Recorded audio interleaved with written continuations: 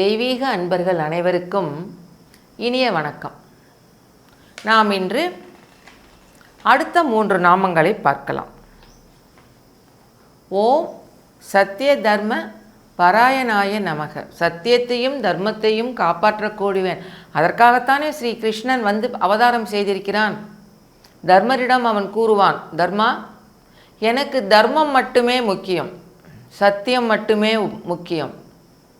அது உன்னிடம் இருப்பதால் நான் உன் பக்கம் இருக்கிறேன். ஒருவேளை அது கௌரவர்களிடம் இருந்தால் நான் அவர்கள் பக்கம்தான் இருப்பேன். எனக்கு கௌரவர்கள் பாண்டவர்கள் என்பது முக்கியமில்லை. எங்கு தர்மம் இருக்கிறதோ அங்குதான் நான் இருப்பேன் என்கிறான். எனவேதான் அவனை சத்திய தர்ம பராயணாய நமக என்கிறது விஷ்ணு சஹஸ்ரநாமம். அடுத்து ஓம் பிரீத்தி வர்தனாய நமக. பக்தர்களின் அன்பை விருத்தி செய்பவன்.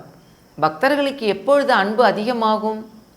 நாம் இப்பொழுது இறைவனிடம் ஒரு கோரிக்கை வைக்கிறோம். இறைவா, என்னுடைய இந்த காரியம் நடக்கணும். மாணவர்கள் எல்லாம் பிள்ளையாரிடம்தான் கோரிக்கை வைப்பார்கள். பிள்ளையாரப்பா, இந்த தேர்வில் நான் பாஸ் செய்துவிட்டால் உனக்கு ஒரு தேங்காய் உடைக்கிறேன். எனக்கு ஒரு நல்ல வீடு வாங்கி கொடுத்தால் உனக்கு தேங்காய் மாலை போடுகிறேன்.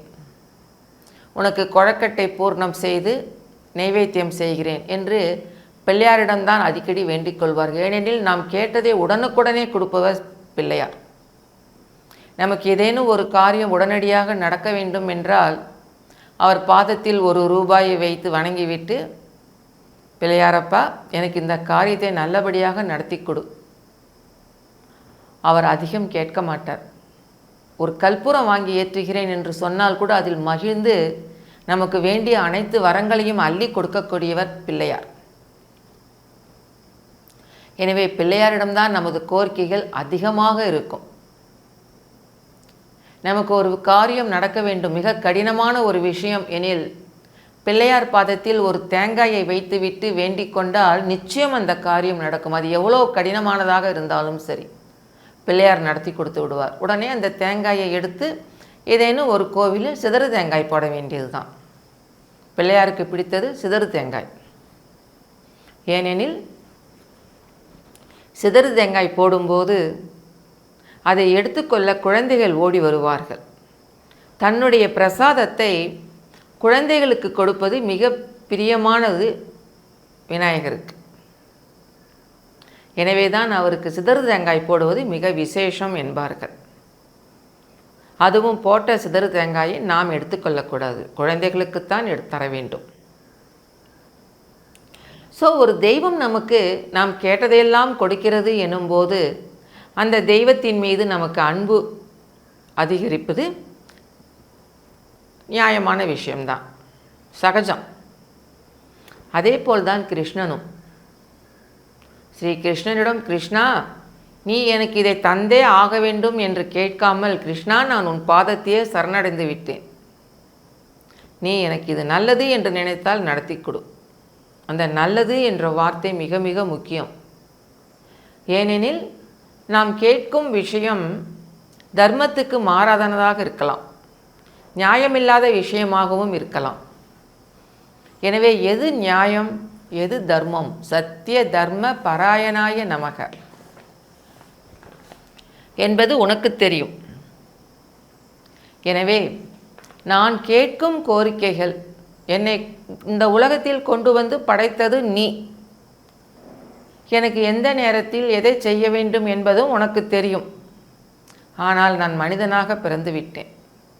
வாழும் வரை இந்த உலகில் நான் சகல சௌபாக்கியத்தோடு வாழ வேண்டும் அல்லவா? ஓம் பிரீத்தி வர்தனாய நமக. பக்தர்களுக்கு பிரீத்தியை உண்டு பண்ணக்கூடியவன் நீ. எனவே எனக்கு இதை நடத்தி கொடு. இது நல்லது, நேர்மை என்று நினைத்தால் அதை எனக்கு நடத்தி கொடு. நேர்மையற்ற விஷயம் என்று தோன்றினால், எது நேர்மையான ஆசையோ அதையே என் உள்ளத்தில் செயல்படுத்திவிடு. எண்ணுவதற்கு அந்த எண்ணத்தையே கொடு என்று கேட்பதுதான் பக்தி. இதைத்தான் ஓம் ஸ்ரீ பிரீத்தி வர்தனாய நமக என்கிறோம். ஓம் கபிலாய நமக. அடுத்த நாமம் கபில வர்ணம் உடையவன், கருநிறத்தழகன். ராமனை வர்ணிக்கப் போகும்போது கம்பர் என்னென்னவோ சொல்லி பார்க்கிறார். நீருண்ட மேகம், கருத்த மேகம் என்று எல்லாமே சொல்கிறார். ஆனாலும் அவனுடைய மேனி நிறத்தையும் அவனுடைய அழகையும் சொல்ல முடியாமல், ஐயோ இவன் அழகே நான் என்னவென்று சொல்லுவேன், எப்படி புகழ்வேன், எப்படி பாடுவேன், வார்த்தைகள் சிக்கவில்லையே என்று தவிக்கிறார் கம்பர். அதேதான் ஸ்ரீ கிருஷ்ணர் விஷயத்திலும். உன்னுடைய அழகை, உன்னுடைய மேனி நிறத்தை நான் எப்படி வர்ணிப்பது, எப்படி புகழுவது? அந்த அழகை புகழ எனக்கு வார்த்தைகள் ஏது? இதைத்தானே பெருமாள் திருமொழியும் கேட்கிறது. படியாய் கிடந்து உன் பவளவாய் காணேனோ. உன் பவளவாயை பார்த்தா மட்டும் போதுமல்லவா? கோவில் சிலைகளை எல்லாம் பார்த்தீர்கள் என்றால் கருங்கல்லில் வடித்திருப்பார்கள். அதில் எண்ணெய் தடவி தடவி வழவழவழன்றிருக்கும். அதில் அலங்காரம் செய்திருப்பார்கள். காண கண்கொள்ளா காட்சியாக இருக்கும் பெருமாளை பார்க்கும்போது. அத்தோடு அவர் விலையுயர்ந்த ஆபரணங்களையும் அணிந்திருப்பார். அலங்கார பிரியன்.